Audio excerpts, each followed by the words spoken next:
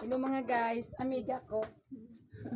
Mahatag lang ko gamay lang ni nga bagay guys, pero makakalipay. So kay pila ka binubata mo? Lima po. 5 iya anak.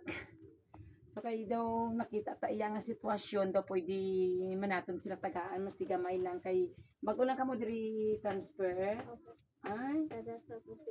at taga South OP ka tapos nag-transfer ka mo diri tapos wala ka pa kaayo kilala. Ah, sige.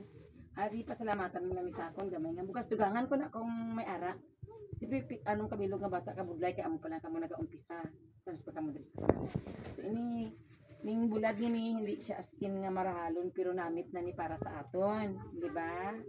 Tapos may gamay man nga ari gamay lang ni pero makadisponer.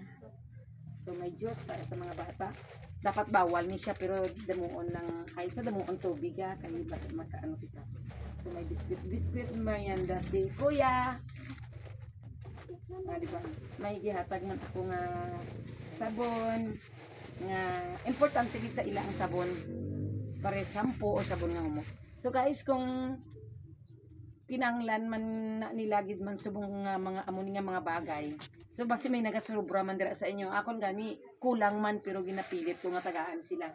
Kay kadamo sang iya mga bata. Maayo naman kung makakita trabaho maayo ang iya nga bana, maka-income, makauma, makapamugon or ano nga trabaho nga maka-income.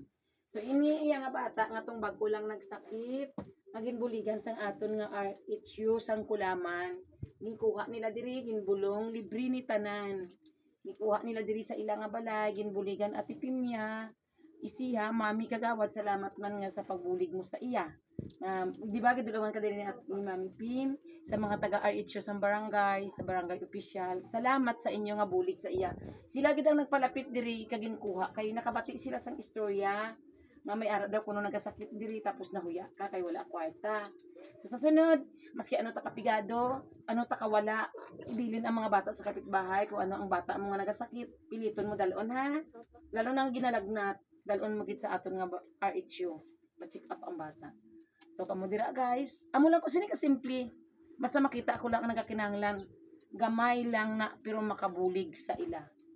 So, sunod ka hindi mo pagpabayaan mga bata nga diri siya magsakit.